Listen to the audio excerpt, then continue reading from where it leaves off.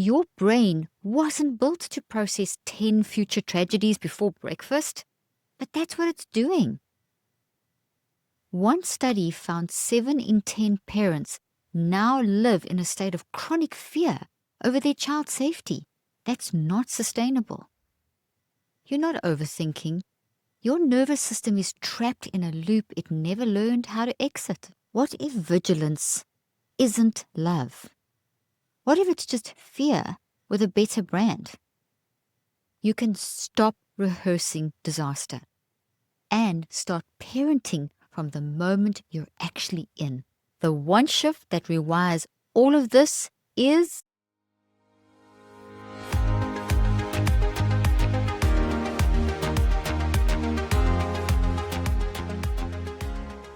you check your child's location 3 times before noon, not because anything's wrong, but because something could be.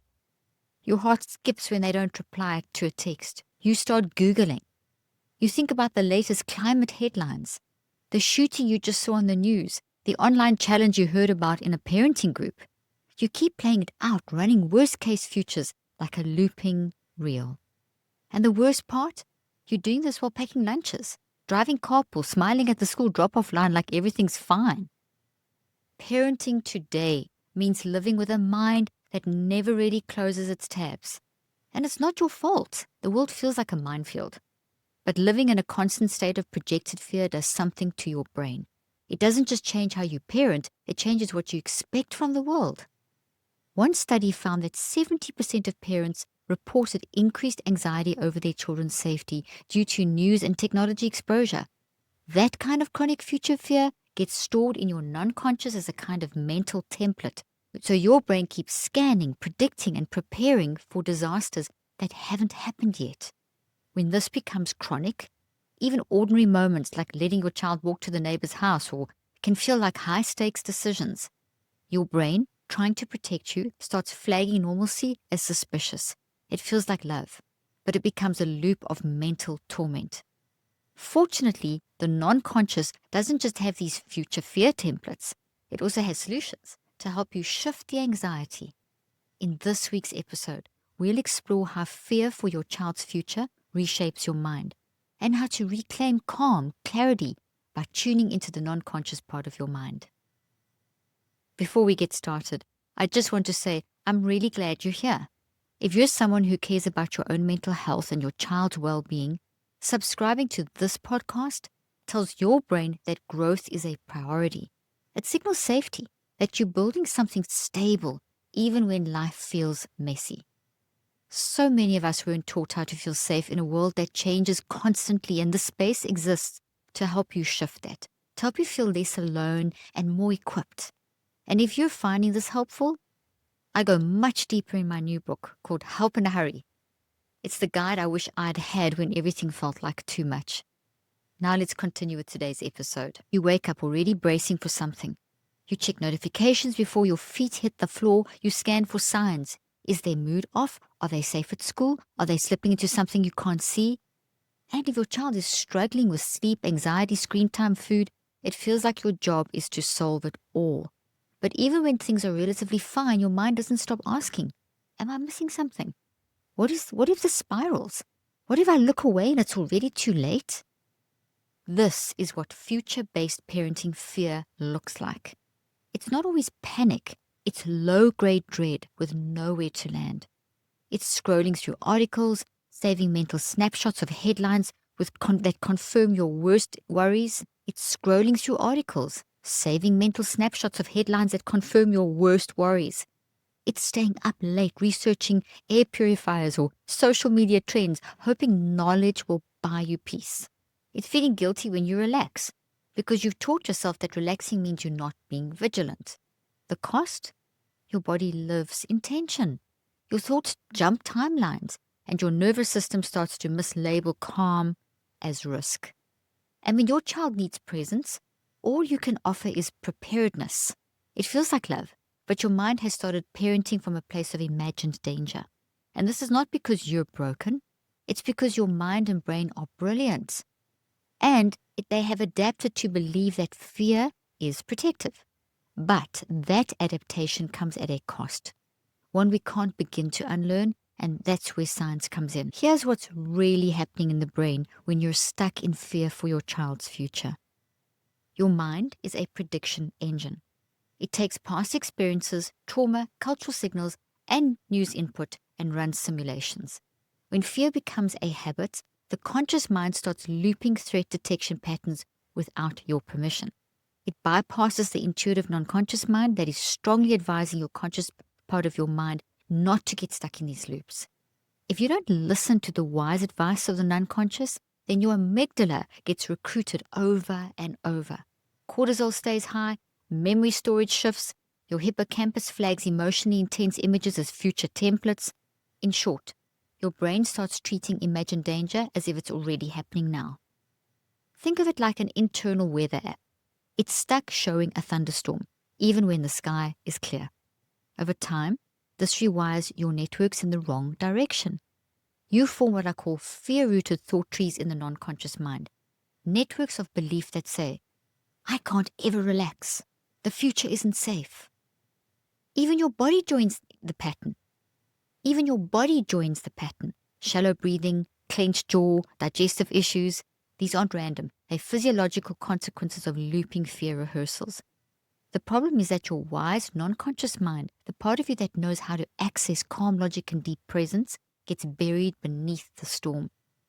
But we can interrupt that loop because the brain isn't fixed. It changes based on what you rehearse. And in the next chapter, we'll talk about the mental habits that rehearse fear when you think you're being protective. Let's talk about the invisible patterns that keep the fear loop going. The first one is over-researching. You tell yourself you're being thorough. You just want to be informed. But deep down, you're trying to outlearn risk. You scroll parenting forums, fact-check news articles, save Instagram posts that amplify your anxiety. The brain registers all of this as danger rehearsal because your anxiety whilst researching is what is fed into the brain along with the content. Each swipe or search becomes another neural sign that the world is not safe. And over time, this input isn't neutral. It's confirmation, bias, inaction. You start scanning for what might go wrong, not what's going right. Then there's the belief that vigilance is love, or vigilance equals love. That if you let your guard down, it means that you don't care. I've seen this in so many parents over the 25 years I've practiced and in my research, especially over those parenting children with anxiety or learning challenges. The instinct to protect becomes a kind of personal surveillance system. But constant emotional surveillance teaches your brain and your child that safety is something fragile, that danger is always near. Another stuck point, catastrophizing small choices. You spiral over whether one wrong word will damage your child's confidence, whether one tablet session will rewire their brain permanently. You agonize over the school you chose, the diet you allowed, the screen time you permitted. But what's really happening here is something much deeper. Your messy mind is trying to find control in the uncontrollable. The parenting brain hates ambiguity, and fear loves to fill in the blanks. And here's where the myth I want to challenge. And here's the myth I want to challenge. That your fear is what keeps your child safe. What's the truth? Unprocessed fear doesn't make you more aware. It makes you more reactive. It narrows your vision. It exaggerates risk. It teaches your child to feel the world as danger, not discovery. If you've ever found yourself saying, I just want to keep them safe, and feeling a tightness in your chest or a sense of dread, you're not broken. Your brain is repeating a loop it never learned how to exit. And these loops become habits. Habits become identity. And before you realize it, you're not parenting from presence, you're parenting from premonition. But this isn't where the story ends. Because once we name the pattern, we can begin to rewire it. And that's exactly what we'll do in the next section. We'll reframe this entire fear loop and show you what parenting from peace can look like. Here's a question I rarely hear parents ask, because you're not taught to ask it. What if fear isn't the best way to stay safe? We assume that staying afraid means staying prepared, that by imagining the worst, we're somehow warding it off. But fear doesn't forecast reality. It just rehearses pain. And the more you rehearse it, the more your brain wires around it, and the less you tap into the wisdom of the intuitive non-conscious mind. And we need all the wisdom we can get when it comes to parenting. Trust me, not just as a clinician and scientist, but also as a parent of 4. One of the biggest reframes I teach in my clinical work is this: fear feels responsible, but self-regulation is what actually protects. A calm, conscious mind doesn't ignore danger, it sees it clearly and chooses how to respond. Let that land. When we operate from a calm, self-regulated mind, we are able to access even more of the non-conscious reserves of wisdom built from our entire life experience. That's the voice of the wise mind. It doesn't catastrophize, it doesn't rush to fix. It anchors in what is real and then responds. But when fear runs the show, we get reactive parenting instead of responsive parenting. We yell before we ask, we assume before we inquire, we try to prevent instead of preparing to guide. We also take away the opportunity for our children to learn from mistakes. Helicopter parenting is never successful. And often we do this with love in our hearts, but panic in our nervous system. A surefire recipe for bad decisions. Here's the reframe. Being self-regulated is not being careless. It's being clear. It's parenting from connection, not projection. When we teach our brain that peace is not negligence, we create the neural conditions to build secure children, not just informed ones. In other words, we shift from fear-based parenting to future resilient parenting. That's a big leap. But you don't have to make it all at once. And in the next section, I'll walk you through one tiny daily tool that begins this shift without shame, pressure, or perfection. Okay, this exercise takes 3 minutes, and you can do it anytime your thoughts start spiraling about your child's future.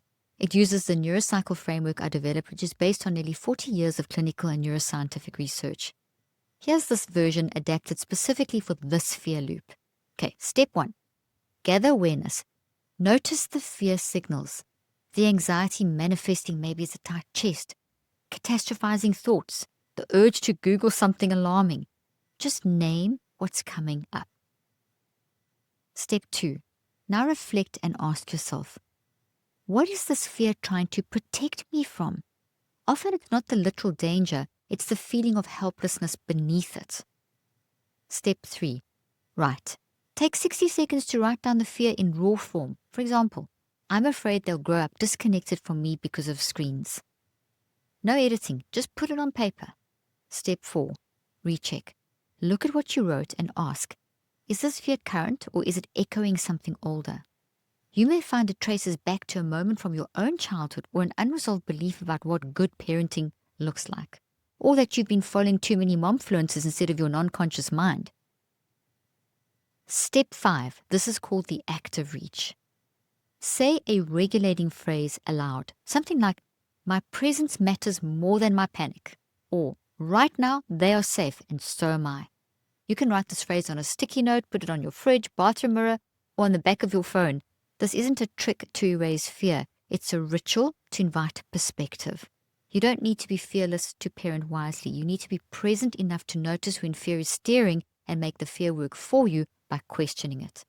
And when you repeat this process daily, even just once, you start pulling the weeds of fear and planting something sturdier. Now let's make this even more real. I want to show you a story that mirrors this shift in action. Let me tell you about Camille. She's a mom of 2, works full-time, listens to mental health podcasts, reads books, loves her family deeply, but she came to me because she felt fried. Her word. She said, I'm doing everything right, limiting screen time, meal prepping, emotional check-ins, but my mind just never shuts off. I'm always scanning for what's next, and I feel like I'm failing at being present. As we talked, it became clear that Camille wasn't just overwhelmed, she was parenting from a chronic alert state. She had developed what I call future tense conditioning, the belief that if she worried enough, she could prevent pain. Her brain had wired vigilance as virtue. Together, we started a simplified neurocycle practice. At first, she resisted. I don't have time, she said, but I asked her to try just 1 minute a day. We called it her fear check-in. After 3 weeks, she noticed something. The same fear kept showing up in different outfits. One day it was tech, another day it was climate, another day it was bullying. But underneath it all was the same root. I'm afraid I won't be able to protect them from suffering. Once she saw that pattern, her brain stopped treating every fear as a separate emergency. It started recognizing it as a single root system. She wrote this down. My job is not to eliminate all pain. My job is to walk with them through it. And that became her active reach. She put it in her car next to the booster seats. She still gets afraid, but now she recognizes the loop and she gets out of it faster. That's the quiet work of rewiring, and it's available for all of us. Here's what I need you to hear. Your child doesn't need you to see the future. They need you to see them. Because hypervigilance often looks like love, but it feels like distance. The more we parent from what might happen, the less we connect to what is happening. We think we're showing up, but really we are rehearsing fear. Protection isn't the same as presence. One guards the door, the other sits with you on the floor. When you begin to notice the difference, you start choosing peace, not as denial, but as a deliberate state of engagement. That's the difference between parenting from projection and parenting from presence. And that's a shift worth making. If you're someone who's felt trapped by parenting fear, let me say this clearly. You are not weak for feeling this way. You are someone who cares deeply. Trust me, I understand this. Enough to feel stretched thin by it. But your conscious mind and nervous system were not meant to live in crisis. But your conscious mind and nervous system were not meant to live in crisis mode every day. And your brain wasn't designed to script a dozen future tragedies before lunch. That's not intuition, that's exhaustion. And it's okay to begin again. Maybe today, beginning again looks like noticing the loop. Maybe it's saying, I'm not in danger right now. My child isn't in danger right now. I can let this moment be what it is. That's not carelessness. That's neuroplasticity in action. Every time you shift from future fear to present clarity, you're reshaping the networks of your non-conscious mind. You're teaching your brain that peace is safe, that vigilance doesn't have to be your baseline. This work doesn't require perfection, it requires repetition. It's in the sticky notes that quiet resets, the honest pauses. It's in the moments where you choose to hold your child instead of Googling what might go wrong. That's the kind of protection that changes futures. Your grounded awareness trains your brain to stop bracing and start engagement from what is real. So, the next time the fear loop tries to drag you back into catastrophe rehearsals, try saying this. I'm allowed to be present. I'm allowed to feel safe. I'm allowed to teach my brain a new pattern. And then do the next right thing from there. I'll be with you every step of the way. If this episode spoke to something tender inside of you, if you felt seen by these words or curious about what's possible beyond fear, I want you to know I go much deeper into these exact topics in my new book, Help in a Hurry. It's not a quick fix. It's a daily companion for those of us who are still healing while still showing up. You can order it now at helpinahurrybook.com. Thank you for your presence, your growth, and your willingness to choose a different path forward.